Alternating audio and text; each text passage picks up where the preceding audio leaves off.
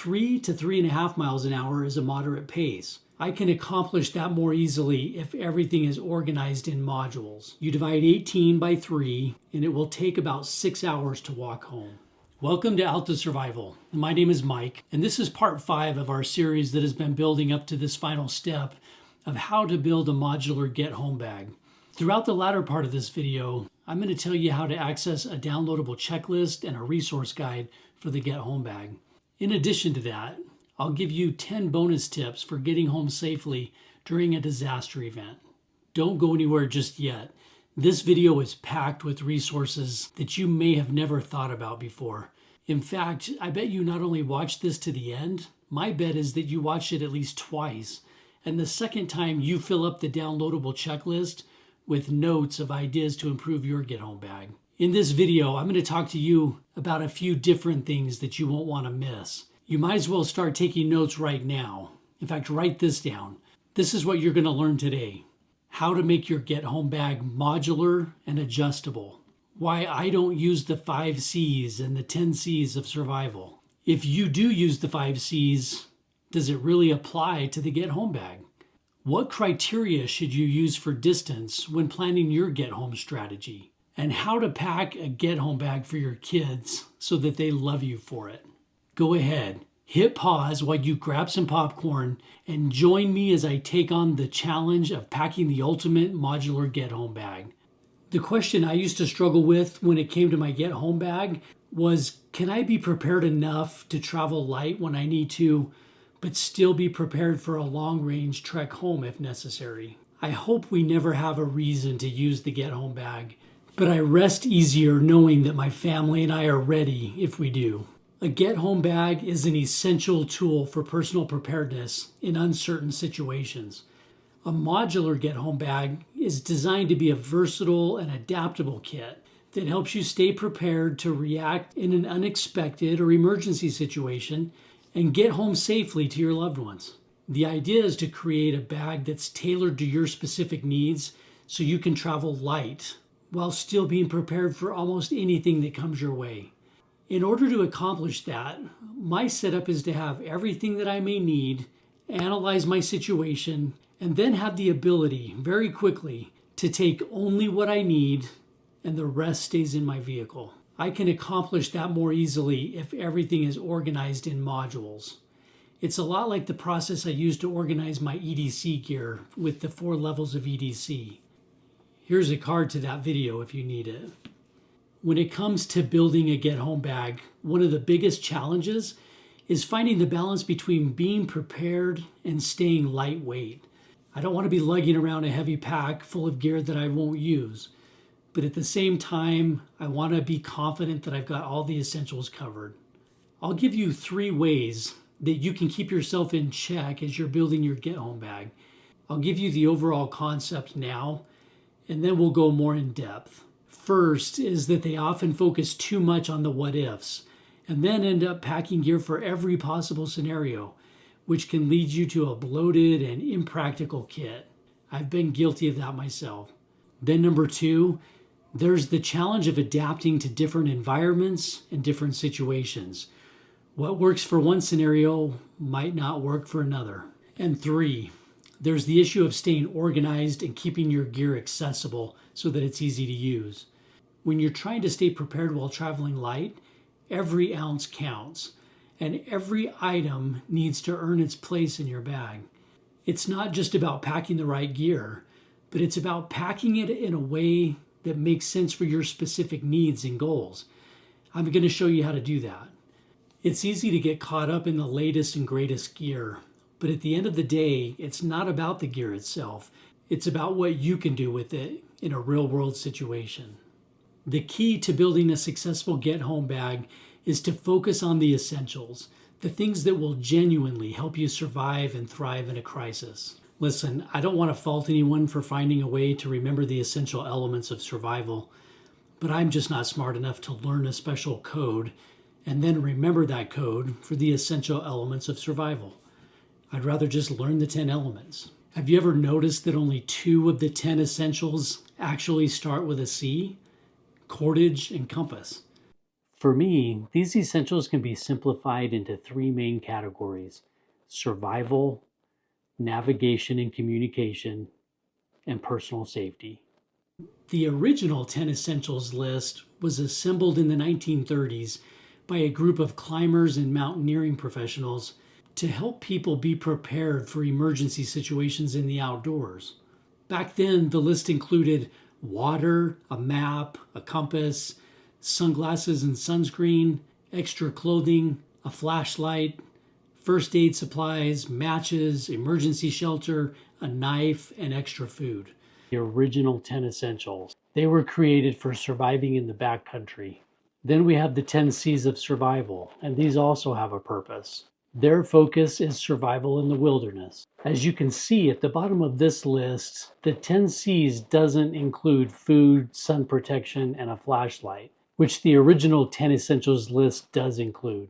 So these survival systems combine both of these other lists, and there are also a few additions like communication, EDC and primary defense, and non-lethal defense. In our modern world, whether it's in an urban area, a suburban community, or even a rural setting, communication is important, especially if we find ourselves separated from our family and our loved ones. EDC and primary defense tools are important for our safety, as well as non-lethal defense. Different circumstances call for different tools. Once again, I'm not trying to minimize the 10 essentials or the 10 C's of survival. I believe that we could and should be more prepared than just surviving in the wild.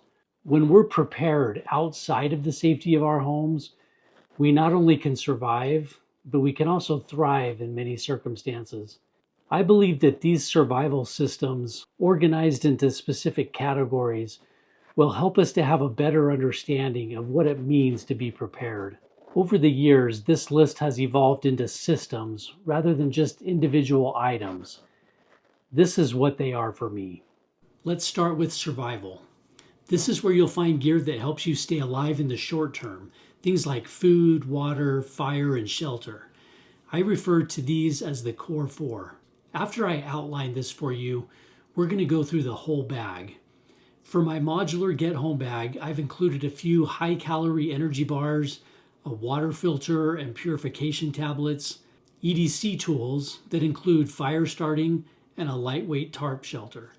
These items aren't glamorous, but they're absolutely essential for keeping me safe and healthy in a crisis. Let's start with some details that will answer a lot of the questions up front. Before we do that, because I'm curious, I'd like to know where you live. I'm interested in knowing what kind of climate and seasons you have to deal with in your area. Tell me what country and state or province you're in. If you're not in North America, give me an idea of what your climate is too. Thank you for doing that. Go ahead and hit pause if you need to. I live in Utah, so some winters produce a lot of snow. Our Cajun cameraman is from Louisiana, and he says that snow means something different to him, whatever that means.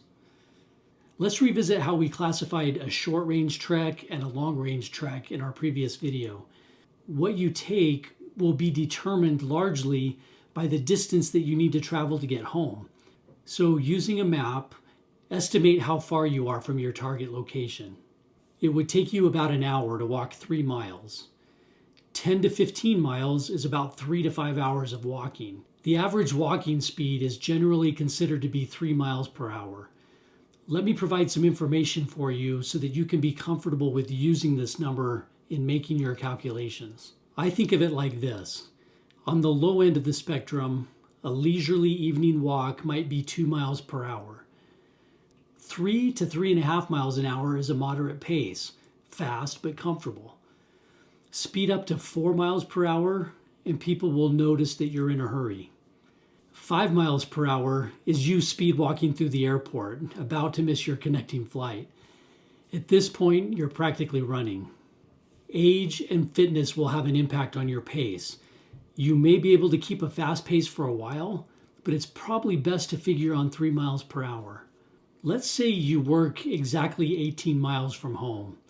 You divide 18 by 3, and it will take about 6 hours to walk home. I would suggest making a list of common routes and locations that you and other family members might travel to see what the furthest distance might be in terms of walking home in miles and what you should prepare for.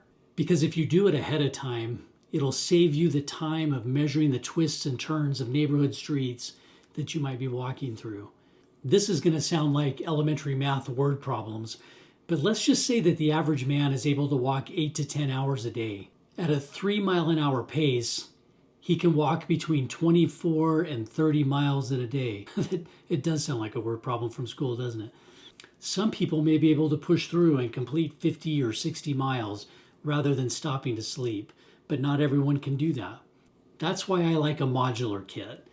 Ask yourself some qualifying questions like, do I need extra food and shelter for a long trek? One way to look at this, regardless of your actual distance home, is will you need to stop and sleep? And how many nights will I need to stop to sleep?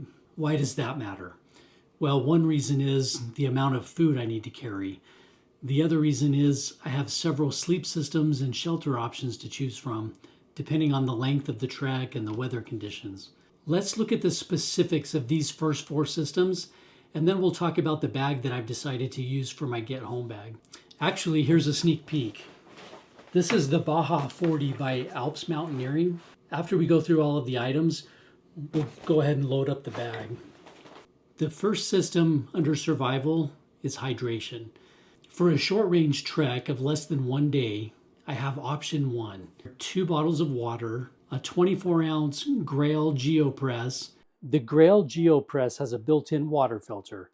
To get drinkable water, fill this outer refill vessel from the water source and simply take the 24-ounce inner press with the filter and plunge it into the outer vessel with the cap open, and it filters the water as it fills the inner cup. This filter removes all pathogens, viruses like rotavirus and hepatitis, bacteria like E. coli and salmonella, and protozoa like Giardia and Cryptosporidium.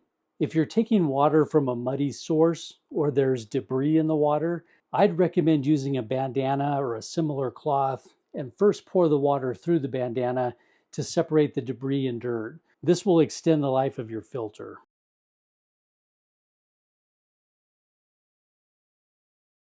Inside of the Survival EDC Level 3 pouch, there are water purification tablets as an additional option.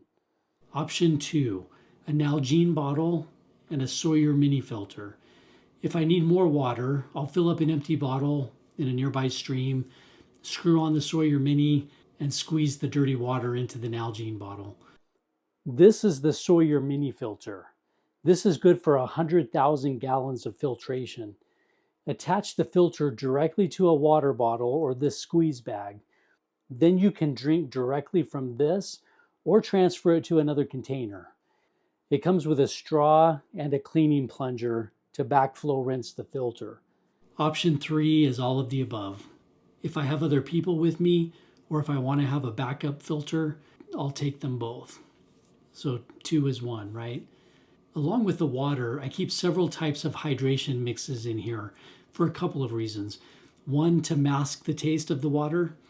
It's obviously important to stay hydrated, and for me, the flavoring takes away some of the hesitancy to drink. And number 2 is to replenish the electrolytes that I'm losing. These are the mixed berry hydration drink powder with electrolytes and amino acids that decrease fatigue and eliminate sore muscles. There's also a lemon lime flavor. I also have some berry hydration packs from a MyMedic first aid kit. This is food module number 1. This is food for 1 or 2 days.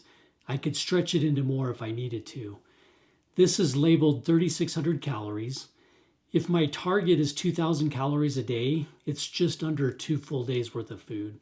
There's a pack of lifeboat rations with 2,400 calories.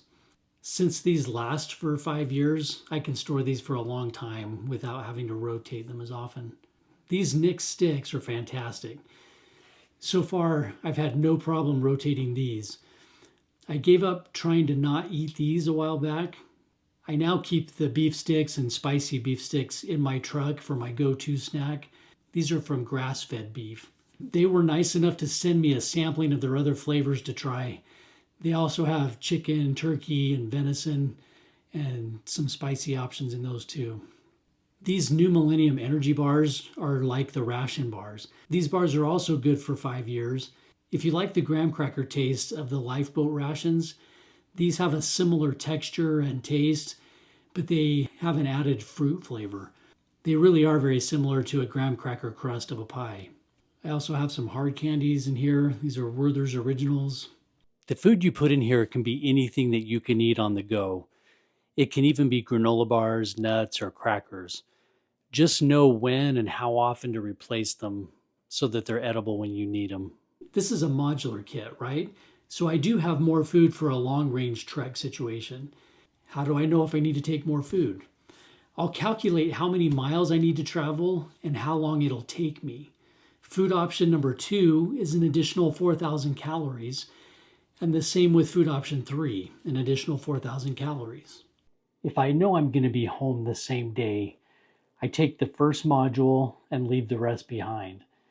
If I'm not sure I'll make it without delays, I can take another food module just to be safe. If you're 40 to 50 miles out, be careful not to be too optimistic about how fast you can make it. Take more food than you think you'll need and stay well hydrated. Twice I've done a 50-mile ruck with a group of people, and most of us finished up between 15 and 16 hours. It was all on paved or gravel roads with some moderate hills, but relatively flat. Both times were in the summer, so we started at 5 p.m. and finished up between 8 and 9 in the morning. So make sure you have enough food to keep your energy up and try to have snacks like mixed nuts, trail mix, or jerky. You don't have to be miserable. You can eat good food. We've talked a little bit about how many hours you can walk in a day and how far, depending on your rate of travel. If I were walking in the heat of the day or through wooded areas, the rate of travel would have been much slower. If I was with a smaller group, some of us might have been able to finish an hour sooner than we did. If you compare that, 50 miles in 14 hours is a rate of 3.5 miles per hour. I finished once in 15 and a half hours and the other time in just under 15 hours. That puts my walking speed at 3.22 miles per hour and 3.33 miles per hour. Looking at these numbers, that tells me a couple of things. The average speed is not going to be far off of that 3 miles per hour calculation. But pushing yourself a quarter mile an hour faster can make a difference over a long distance. Food option number 4, freeze-dried meals and bouillon. When it's cold outside, there's nothing like the comfort of a warm broth to lift your spirits. Your long trek go bag should have everything you need to boil water, including a metal container. With that, a simple bouillon cube can become a quick, hydrating boost in the form of a warm, nourishing broth. Fire sustains life by providing warmth, light, a means to cook food and purify water, and also gives us a layer of protection from predators. What do I need in a fire system? We covered this in the fire kit video. We need multiple effective ignition sources, multiple types of tinder, and then a fuel source, which I would gather up. So what do I have for a fire system? Once again, I have 3 options. Option 1, in the level 2 EDC pouch, I have a lighter and a ferro rod for ignition sources, and some tinder plugs that I could break in half and have enough to start 4 fires.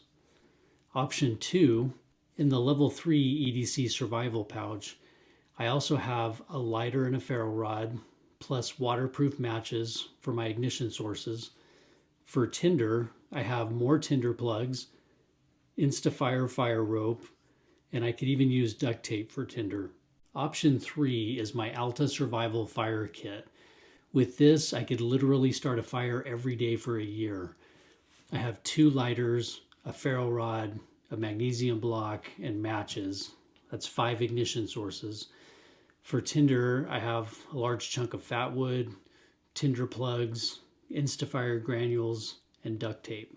If anyone's looking to get one of the Alta Survival XL ferro rods with the scrub oak handle, or a stainless steel striker and a scrub oak handle, we currently have some on the website, along with some fire starting starter kits and an assortment of backpacks.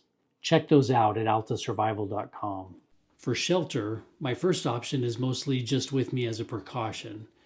Option 1 is this 3x5 foot lightweight tarp in case I need to wait for heavy rain to pass, or I actually decide to stop and sleep and I need a temporary shelter. This little nylon tarp and the stakes, which I won't need if I have trees to tie to, together only weigh 9 ounces. It can be a shelter from the rain, or I can build up some bedding on the ground and use the tarp as a ground cover or even a wrap to block out wind or to keep my body heat in. In this scenario, I would probably use this emergency bivvy also. This will go with me every time because it's so small and lightweight. I'll take it on short range and long range treks. Option 2. This next shelter is a medium durability 8x10 foot tarp. Medium durability so that it's light but not too flimsy. This bigger tarp will give me more coverage and protection from the elements should I need it. I put in 50 feet of bank line to save some space and weight over using 550 cord. Option 3. If we're traveling to or from another state in the winter, like we sometimes do, I have a polyester tarp that's a 10x10 foot and weighs 3 pounds, or a backpacking tent, like the Alps Mountaineering Chaos, which is a 2-person tent. That weighs about 5.5 pounds. I would also have this snug pack, which is a slightly more insulated sleep system. A long trek for some might be 30 miles. For others, it might be 80 miles. The beauty is that even if it falls somewhere in the middle for you, you can adjust and plan for that too. For example, you might take extra food but leave the shelter behind. Next up is navigation and communication. This is where you'll find gear that'll help you find your way and stay on track. Things like maps, a compass, and GPS devices. For communication, there are road flares, a two-way radio, and a signal mirror. My navigation and communication systems will not vary based on trip length, except for maybe which maps I take. For my bag, I've included a compass, a set of local street maps, and I don't yet have a GPS device. This is a map of Utah. One side shows the main roads and highways for the state, and the other side has a detailed street map of my area. This is a military surplus map pouch that I purchased from Sportsman's Guide. I'll leave a link. This case protects the map from water. In my long-range get-home bag, I have a couple more with maps of neighboring states that our family commonly travels to. So if we find ourselves on foot there, we have details of those areas too. For a GPS device, I'm leaning towards the Garmin InReach Mini. With that device, you can send text via satellite, which really expands its reach. I know there is still some debate about whether or not satellites will operate if there's an EMP, so if you have electronics, use a Faraday bag to protect them. For comm devices, I have an emergency whistle, a two-way radio, signal mirror, road flares, and an orange vest. Lighting an emergency road flare will get someone's attention in the dark and can also be used to start a fast fire in wet conditions if needed. Most of the time, we'll want to lay low and blend in. In the event that someone may need to signal for help, a high-vis vest like this can be worn or waved to get someone's attention. This radio is stored in a small Faraday bag. Along with the radio, have set times established to make contact with your family or your group and preset channels to do it on. Keep those written down in a safe place or have them memorized. This Baofeng radio, or if you have a two-way walkie-talkie, may only connect at close range with a clear line of sight, depending on whether or not repeaters are functioning. Even if you're somewhat familiar with an area, a good street map can prevent you from having to backtrack or take a longer route than necessary. Having a good map will help you navigate challenging environments, whereas not having it might actually add stress to an already stressful situation of trying to get from point A to point B in tough conditions. And finally, there's personal safety. In addition to your on-person EDC, this is gear that will help you protect yourself and your loved ones from harm. Things like self-defense tools, first aid, sun protection, insulation, lighting, and repair tools. For my bag, I've included a pepper spray for non-lethal defense, first aid options, a hat, sunglasses and sunscreen, cold or wet weather options for the insulation category, a headlamp, flashlight options, and tool options. This pepper spray is a gel spray, which is supposed to prevent blowback from the wind. Learn how to hold this properly and do some training before you carry it. First aid. For first aid, I'm also going to show you 3 options. Option 1 is the MyMedic Sidekick IFAK, or an individual first aid kit. The Sidekick IFAK is for everyday minor injuries while on the move. Option 2 is the MyMedic TFAK, or the trauma first aid kit. The TFAK is a micro trauma kit packed with essential life-saving supplies. This TFAK was designed by medical and firearm professionals. Option 3 is the MyMedic Prevention Kit. This kit's designed for busy family life on the go. For sun protection, I have a hat, sunglasses, and sunscreen, because getting a headache or a painful sunburn from sun exposure will make your trek much more difficult. Now, insulation is extra clothing for wet or cold weather conditions.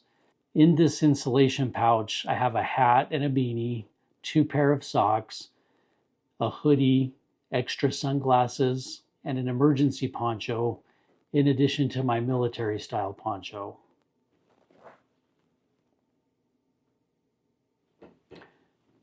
What about headlamp and flashlight options? I have several options for headlamps and EDC flashlights, like this MyMedic solar headlamp and this Phoenix E12 EDC flashlight. For the battery bag, I have spare batteries for all my devices. In this battery pouch, I have a Patriot Power Cell by 4 Patriots. This has a flashlight and a source of charging my walkie-talkies, cell phone, any other devices I need to charge. I also have these USB rechargeable AA batteries. These can be charged over 500 times. They're USB rechargeable. There are multiple ways that these can be recharged.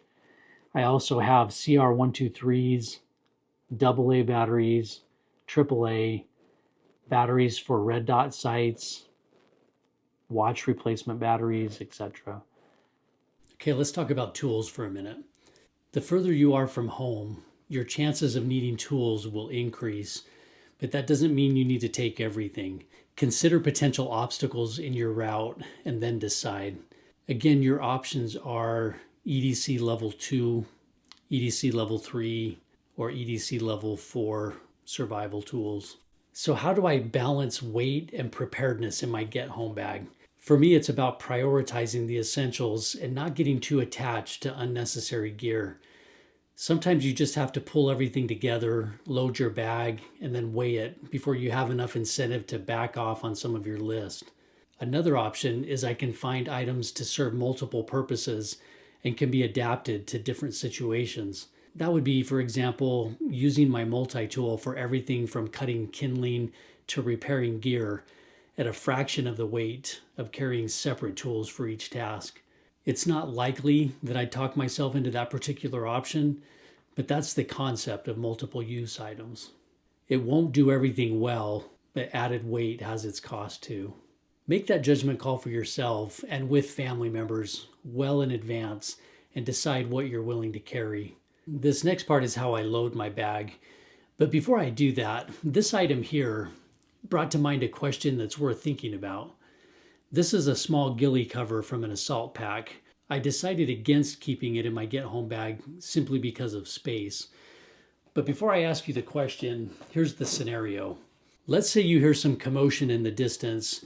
Grab your binos and look up ahead and see a large group of people that have created a choke point to shake people down of their belongings. There's no easy way to get around the group, so it'll add extra hours to backtrack and find another route. What would you do? What would you suggest your spouse do in this situation? For instance, would you avoid it at all costs and turn back? Would you hide your pack with the hope of being able to retrieve it at a later time, then take your chances on getting through? Keep your bag so you can pay the toll or wait it out and see if they disperse in a reasonable amount of time. I'm not looking for a right or wrong answer. There's a lot of unknowns in this scenario with the little bit of information that I gave you. I can tell you what I would do. I would stash the bag and look for an opportunity to return after the people clear out. Even if you agree with that decision and want to make an argument for something else, go for it. I think that's what makes us all better. So getting back to this ghillie cover that I pulled from my assault pack, I decided against keeping it in my Get Home bag simply because of space. But the reason I brought it up was if you have something like this, if you need to stash your pack below a tree or a shrub, you can cover it with something like this and then sprinkle leaves over the top of it. In other words, if you need to ditch your bag and keep it hidden, you cover the bag with that ghillie cover, lay it at the base of a tree or a bush, and then cover it with additional leaves. This is a well broken in pair of hiking boots that I keep in my truck. Occasionally I change them out for a pair of Solomon hiking shoes. When I do that, I take the Solomon hiking shoes and exchange them at the same time so I don't have to remember to replace them later. Okay, so we've gone through and talked about all of these items. Now let's put this together so we can see a more practical application of its modularity. First, we take into account all of the level 1 or on-person EDC that we've covered previously. Again, adapted to your needs. Let's say I'm driving home from work when the incident occurs. So I go to my computer bag or my work bag and I gather up my level 2 pouch and my level 3 pouch. The level 4 urban survival tools is already in my Get Home bag. Keep one working flashlight or headlamp on your person if you're going to be walking after dark, and put any other lights in your Faraday bag just for safekeeping. My favorite backpacking pack is this Alps Mountaineering Red Tail 80 liter. So I've been testing this for my long range trek Get Home bag. While I was trying out different bags to update our family's Get Home bags, I contacted Alps Mountaineering and they generously sent me this Baja 40 to test out. So thank you to Alps Mountaineering. Again, this bag is the Baja 40 by Alps Mountaineering. This is made of lightweight double ripstop fabric. It has a suspended back with 3D mesh. It keeps the contents of the bag from poking into your back. There's a compression panel pocket, a top zippered lid pocket, a hydration pocket and hydration port, and there's a rain cover with its own zippered stow pouch. For this exercise, I'm going to say that I've estimated that I need to travel 15 miles. As I load this Get Home bag, let's review the survival systems that we talked about today. The core 4 survival systems are water, food, fire, and shelter. For water, I have 2 water bottles, a Grail GeoPress, and a Sawyer mini filter system. I'm going to take the water bottles and the Grail GeoPress with the built-in filter. So for food, I have 3 food modules. Each one has enough calories for 2 full days without having to ration. So I'll take one module and throw in a few extra beef stick snacks from Nick's Sticks. For fire starting, I'll take both EDC level 2 and EDC level 3 survival EDC tools. I have 2 shelter options here, the mini shelter system or the 8x10 medium-sized shelter system. I don't expect to need a shelter, so I'll take the smallest system to be safe. Navigation and communication covers maps, a compass, GPS devices, radio, and signaling. I have my map case with a local map, and I've moved my compass into this case. In my silent pouch Faraday bag, I have the Midland GXT GMRS radio and a Baofeng UV5R. This is a silent pocket Faraday bag. The Faraday bag has RF signal blocking technology. It's specifically designed for carrying your smartphone and other devices in unsecure locations, providing reliable protection against remote wiping, tracking, and unseen threats. It will instantly block cellular signals, Wi-Fi signals, Bluetooth, GPS, RFID, satellite, navigation, EMP, solar flare, and EMF radiation. For signaling, I have an emergency road flare, an orange vest, and a signal mirror in this orange bag. Then there's personal safety. This covers primary defense, non-lethal, first aid, sun protection, insulation, illumination, and tools and repair. For my primary defense weapon, as long as I can still conceal it, I'll switch from my appendix carry to a full-size sidearm. This is the SIG P320 AXG with a T-Rex arms holster. For non-lethal defense, I have a pepper gel spray, which I'll remove from its pouch. Be sure to do some training prior to using pepper spray. The correct way to use this is to spray with your thumb while gripping with your fist. Of these two first aid kit options from my medic, I'm going to take the trauma kit. This trauma kit also has a cat tourniquet in a tourniquet holster from either Haley Strategic or LA Police Gear. I'll leave a note to specify which and a link. This module has my sun protection gear, the hat, sunglasses, sunscreen. The insulation system is packed with a poncho, a jacket for colder weather, a beanie, extra socks, and 2 emergency bivvies. For illumination, I have my Phoenix E12 EDC light and multiple other flashlights and headlamps in this silent pocket. All of the tools and repair items are in the levels 2 and 3 EDC pouches. Here are a couple of things just to keep in mind if you have small children traveling with you. In a previous video, I mentioned that people with infants might consider a baby carrier that straps in the front so that you can free your arms and still carry a backpack. In addition to some of the items that I listed on the downloadable packing list for children, you may consider packing one of these drawstring bags for each of your children that are able to walk. This will allow them to carry their own water and snacks, and maybe even distribute some of the load from your pack. Some of these items may be in a top pocket, but other items may be stored in a Faraday bag so that they're protected. In the Faraday bag, I have my spare Timex watch, the Phoenix E12 EDC flashlight, and some spare batteries, sunglasses or eye protection. My ear protection are Axel GS Extreme 2.0. I also have some extra earplugs, a monocular, a whistle that I'll put around my neck before I start walking. And then the compass and the light stick and everything else will go back into the pouch. This Coyote Tan module is going to be in the top of my Get Home bag. It has 3 wallets to remind me to stow the cash in separate places. I'm going to put some in my shoe, some in a sock, another in a pocket. I'll potentially keep one wallet to surrender, and you can do that if you choose. I also have my orange vest, mechanics gloves, wet wipes, a SOG fixed blade knife. I have several contractor bags to use for either a poncho. I could fill them with leaves to use for bedding. I can even carry water in these. I also have some potassium iodide in here. If there's been a nuclear event, taking a dose of this will help to protect your thyroid from absorbing the radiation. In this gray module, I have extra mags for my sidearm. I also have a headlamp that I'll keep on my person if it's going to be dark before arriving home. Because we've already covered so much information on the short-range trek and a mid-range trek, I'm going to go ahead and do a separate video for the long-range trek and cover the pack and supplies that I carry in that separate video. We've talked about some of the things already as far as the shelter options and food options, but we'll go more into detail in that video.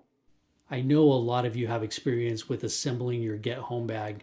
I'd love to hear about it in the comments. In the end, building a modular Get Home bag is about finding a balance between preparedness and practicality. By focusing on the essentials, prioritizing multi-purpose items, and being ruthless about cutting out unnecessary gear, you can create a kit that'll keep you going no matter what challenges are thrown your way. Thanks for joining me to build the ultimate modular Get Home bag.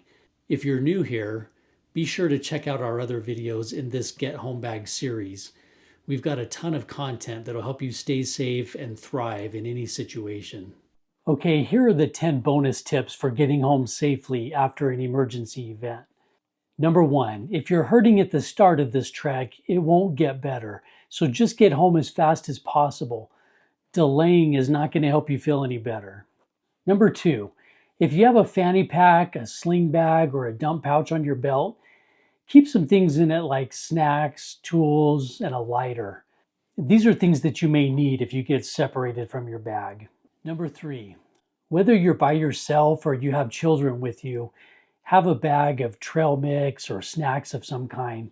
You're going to want to keep your energy up. And if you're walking a long distance, you're going to want to keep them a little distracted from the discomfort as well. Number 4, store a foldable scooter in your vehicle that will allow you to travel faster if you're on smooth terrain. Number 5, avoid confrontation. Of course, defend yourself and your family if you find yourselves being threatened, but don't let your pride influence your decisions. An injury can be a death sentence when you're a long way from medical attention. Number 6, do recon. Look ahead and be aware of your surroundings. Be aware of potential dangers lurking ahead and be prepared to react. SILS is an acronym for being alert. It's stop, look, listen, and smell. Is there anything out of the ordinary that's going on? Do I hear a group of people talking that might be hiding off the roadside? Do I smell smoke or food cooking? Just be aware of what's going on around you in case there's a potential threat.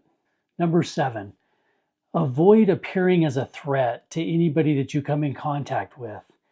Keep your weapons concealed and have the attitude, I'm just trying to get home.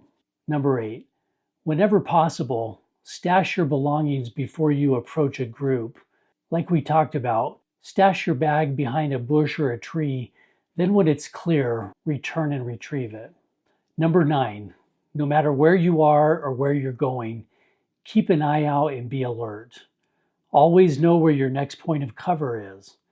The next best option is to know where concealment is. Know what tree or object you can get behind to conceal yourself. Cover and concealment are different. Cover can give you protection from a weapon being fired at you.